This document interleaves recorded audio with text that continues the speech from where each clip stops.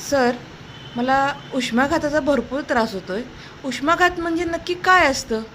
उष्माघात म्हणजे उष्ण हवामान, म्हणजे जास्त वेळ उन्हात राहिल्यामुळं शरीराचं तापमान 40 डिग्री किंवा त्यापेक्षा जास्ती होतं, त्याला उष्माघात असं म्हणतात. मग त्याची लक्षणं काय असतात नक्की?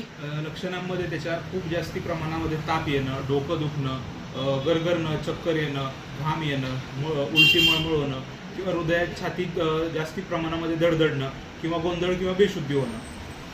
ओके. मग नक्की त्याला काय कारणं आहेत की हे सगळं प्रकार घडतो? याची कारणं बघायला गेलं तर प्रचंड उन्हामध्ये जास्त वेळ बसून राहणं, शरीरामध्ये पाण्याची कमतरता म्हणजेच डिहायड्रेशन आणि घट्ट आणि जाड कपडे वापरणं आणि ते कपडे वापरून उन्हामध्ये जास्त वेळ फिरणं. मग या लक्षणांसाठी काही धोके आहेत का? जास्तीत जास्त धोका कुणाला आहे ह्याचा? यामध्ये लहान मुलं, वृद्ध माणसं, ज्यांना डायबिटीस आहे, ज्यांना बीपीचा त्रास आहे, ज्यांना ओबेसिटीचा त्रास आहे किंवा जास्ती वेळ जी उन्हामध्ये काम करतायत, मजूर म्हणा, शेतकरी म्हणा, ह्या लोकांना जास्ती करून उष्माघाताचा त्रास होतो.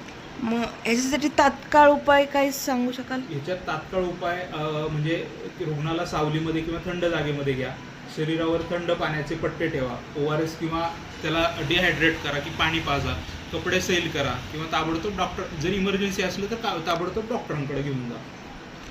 ओके. मग प्रतिबंधक उपाय काही?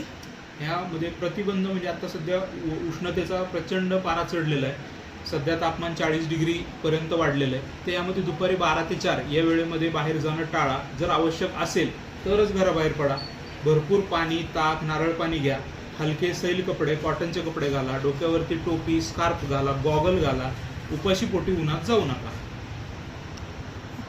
काही ह्याच्याबद्दल एक महत्त्वाची सूचना आहे की उष्माघात म्हणजे हा साधा ताप नाहीये. वेळेवर उपचार न केल्यास मेंदू, हृदय आणि किडनीवर परिणाम होऊ शकतो.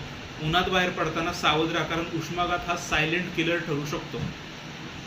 धन्यवाद.